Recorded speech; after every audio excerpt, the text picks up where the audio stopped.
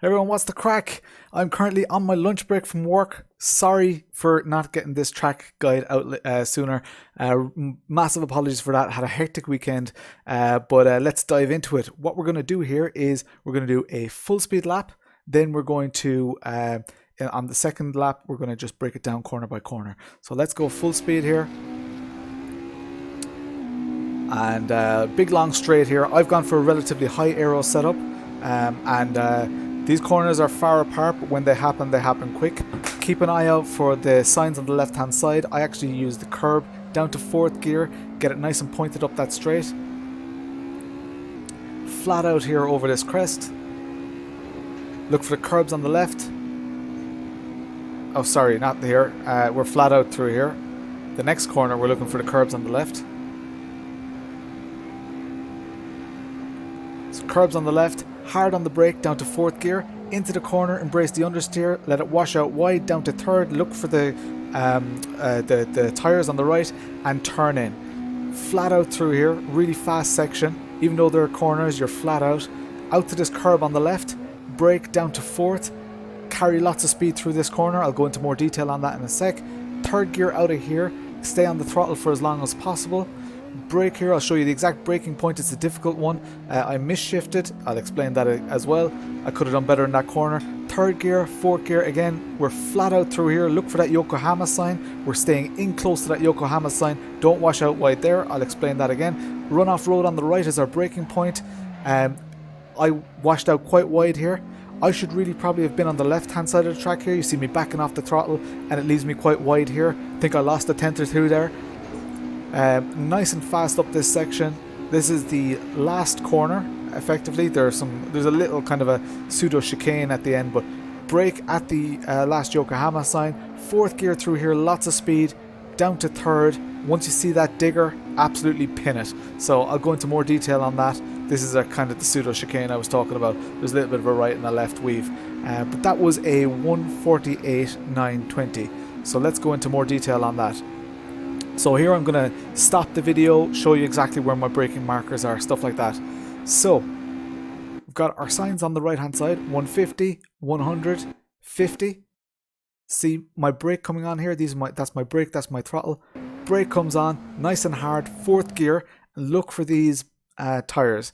So steer towards these tyres and I go relatively close to those tyres and use this little bit of runoff if you get that. This is a pretty perfect line in my opinion with this setup, and it opens up nicely onto the straight because you see how early I'm on the throttle. So on the throttle here before we're even halfway through the corner, so nice and fast here. Now people with higher aero setups are going to probably catch me, but I hope to put pressure on them in the corners. So 6th gear here, absolutely flat out. This section I'm very, very vulnerable. I think my top speed, you'll probably see my top speed here is 260 or so. Not very quick. Down to 4th gear. So let's look at the braking point. The curb on the left is my braking point. So this curb, right over the crest, on the left, it's just before the 50, but I prefer to use the curb. Hard on the brakes, 4th gear and turn in.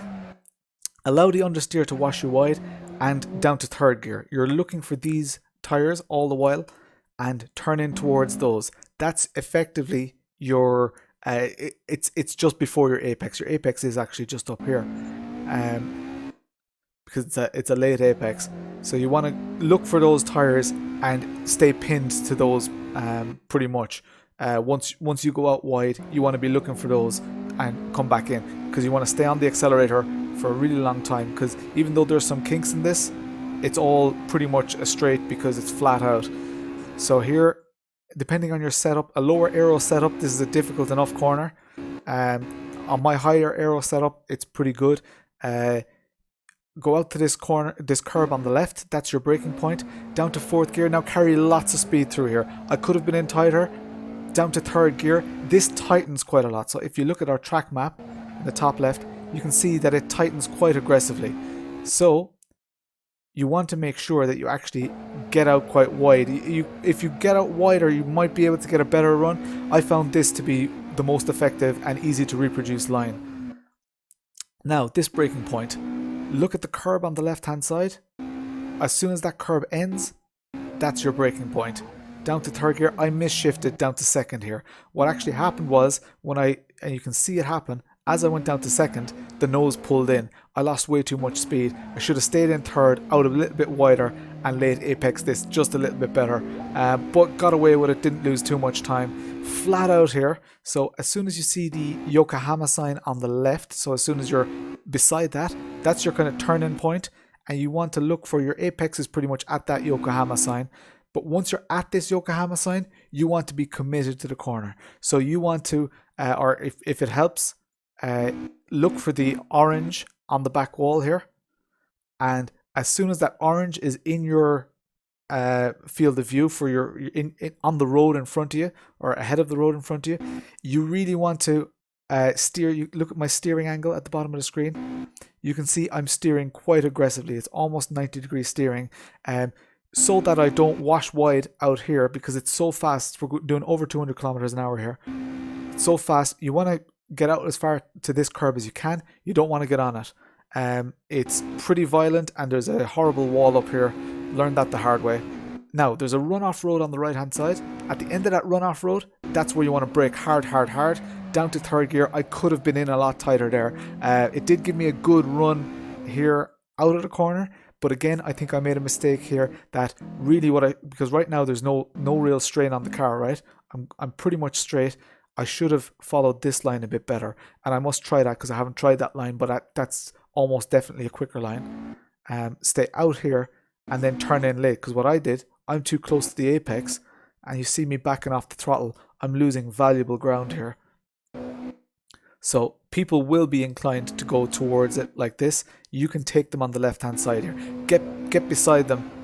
They will wash out wide, be careful, but you should be able to get the speed on them. So, nice and fast up the straight here. Use all the curbs, use as much of them as you can. This is the last corner coming up. So, don't bother with the signs that are on the right. So don't bother with the 100 and the 50. Look for those Yokohama signs. And the last Yokohama sign, brake hard, drop 2 gears down to 4th gear, turn in, and let it go nice and wide, wash nice and wide out. This is kind of, you do this very much on feeling. Once you're turned in, you'll know. Go out nice and wide to the left hand side. Now, keep an eye, and I'll move this just out of the way. Keep an eye at your view up here. As soon as you see this digger come into view, that's when you want to start really committing to the corner and accelerating out of it. You can see my accelerator going up, and by the time that digger or that teleporter, whatever you call it, is above your apex, you want to already be flat out, and you want to have opened up that steering already so that you get the maximum benefit out of that acceleration. So it's a pretty complicated corner. It has multiple sections really. So out nice and wide, brake at that curb down to 4th gear. Down to 4th gear, let it wash out nice and wide. 3rd gear, when you see that digger, absolutely pin it, and you get a great run at the straight.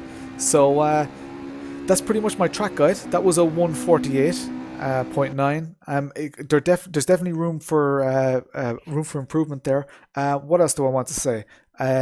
Setup wise, I'm running relatively high aero. I've sorted out my camber, tire pressure, stuff like that. It's similar to my Calabogie setup. It's linked just below. What else have I done? I have setup wise, there's not much different. Racecraft, be consistent.